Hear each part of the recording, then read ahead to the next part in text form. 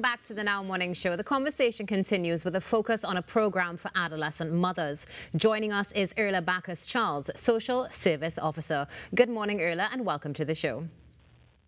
Good morning, and good morning, Trinidad and Tobago. Thank you so much for joining us for this conversation, and definitely a critical program that we can all look into. Tell us a little bit about why this program was created, Erla. Well, the program for adolescent mothers is an educational, developmental, and skills training program within the Division of Health, Wellness, and Social Protection. And this program was established in 2003 for adolescent mothers who are 19 years and under. And this was created due to the high rate of teenage pregnancy and school dropout among teenage girls within the secondary school system. The teenage mothers were identified as a very vulnerable group, which must be given urgent and attention and intervention. After becoming pregnant, the mothers would have dropped out of school, remain at home, they would have fallen through the cracks, and the cycle would have continued. So the program was created as a safe space to provide the social and emotional support so that they'll be able to cope with their circumstances during this difficult time.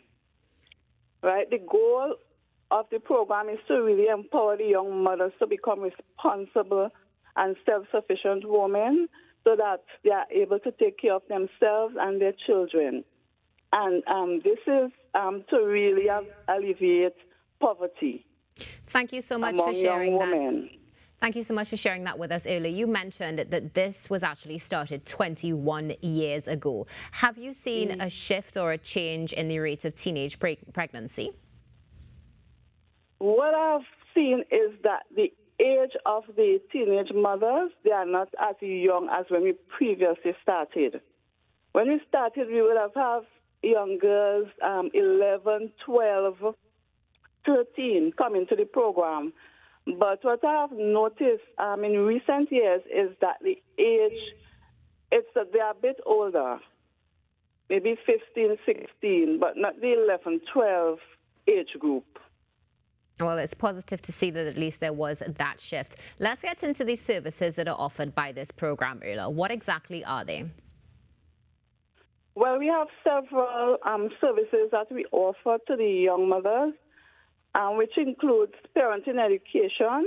So the mothers receive training in appropriate parenting style. They learn to do conflict management, discipline. They learn about the developmental stages of the child and how to better understand the changes in their babies, as they grow. At the program, we teach the mothers to learn to take care of themselves. We teach them to fish and not to give them that fish. Right? They also do. We also do therapeutic counseling, and here we have the therapeutic counselor working with the mothers to address whatever challenges that they may be experiencing. And we do not work with them in isolation. We also involve their family members so that we could have a holistic view of what is really happening with them at home. We also do Yes? No, continue, by all means. Yes, I was saying that we also do academic training because when they drop out of school, they're not really doing their schoolwork that they was doing before. So we try to keep them involved with academic training so that when they go back to school, they wouldn't feel like, I didn't do this work for such a long time, I can't remember anything. And part of the program is really to help young women, young girls who would have dropped out of school, to return them to the formal education so that they could get to complete their CXC exams. And we also do technical skills in cosmetology, where they will learn to do hairdressing, manicure, pedicure, facials.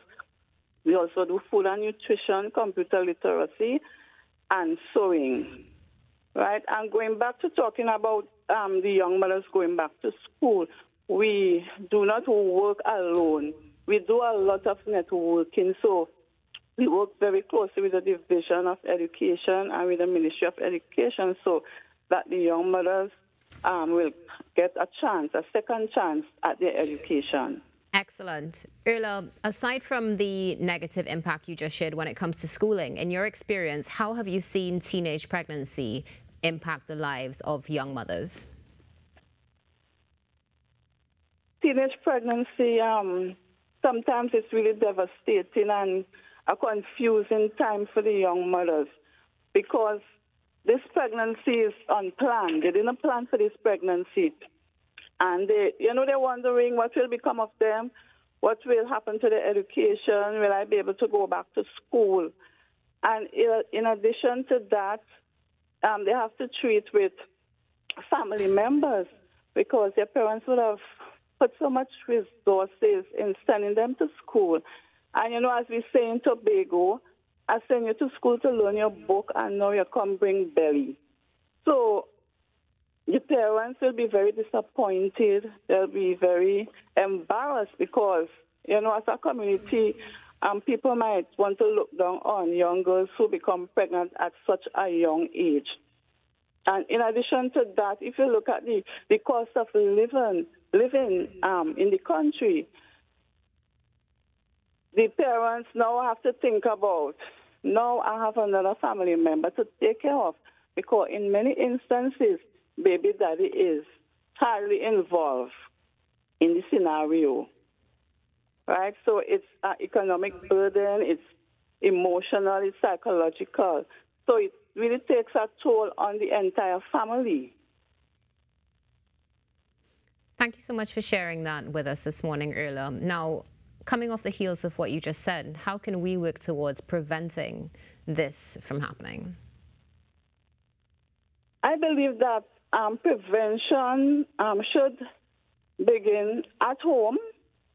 At a young age, parents should be open with their children. They should be able to talk to them about their sexuality, about reproductive health, age-appropriate conversation from a young age, and don't just wait until they become teenagers and start becoming curious about sex to start talking to them. In addition to that, I believe that the school also should have intervention programs to address sexuality issues and pregnancy with young girls and even the young boys. At the program, we have a school intervention program where we go in and we talk to the teenagers about teenage pregnancy.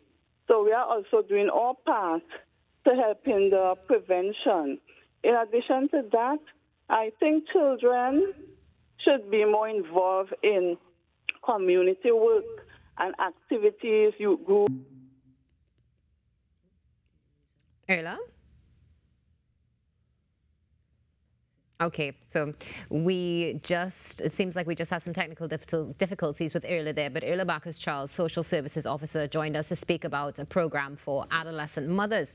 And, some of the things that she mentioned, particularly the fact that this has been going on for so long, really struck me, because at the end of the day, this is something that we continue to see happening, and it's access to resources, which can be such a challenge. But the ages 11 and 12 years old, definitely something that we need to nip in the bud, for want of a better expression. I hope that we're not operating in silos, and we have the data to show that it is, yes, progressively improving, but ultimately the question of statutory rape and those other conversations need to be had simultaneously. I love that she talked about making sure that the school inculcates curricula that has these similar discussions to educate students, not just young girls, because they don't get pregnant by themselves.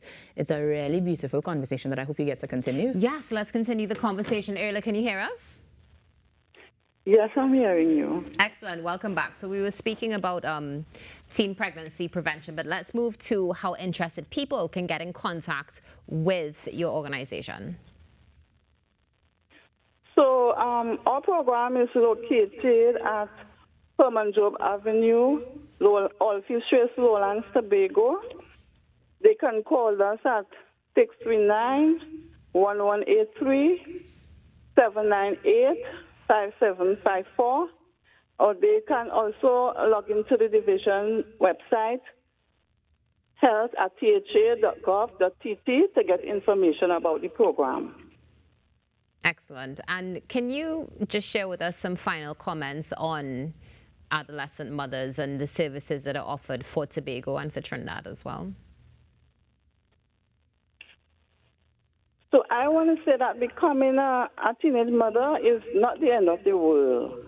Right? Over the years, you would have seen many success stories coming out of the program where the mothers would have been able to continue their education in specialized jobs. And the services that we offered, as I said, we offered academic services, skills training services.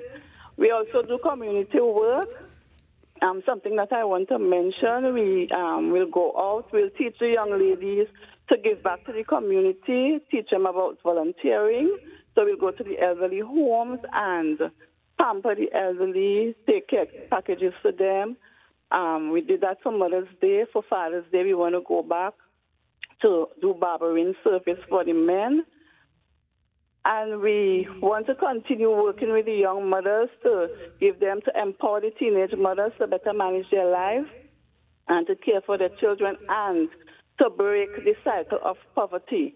Because I believe that we are agents of change in the Division of Health, and we want to advocate on behalf of the adolescent mothers so they can have an opportunity to rewrite their future by going back to school, completing their education, and becoming productive citizens that can give back to our society.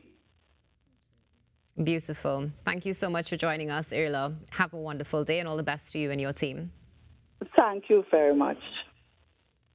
Erla Bacchus-Charles, Social Services Officer, talking to us this morning about the program for adolescent mothers. You know, one of the things that also I really appreciated about this is the upskilling of these young mothers as well. And something she said at the end, which is, you know what, it's not the end of the world. Absolutely. Absolutely the gem of the conversation for me. Yeah.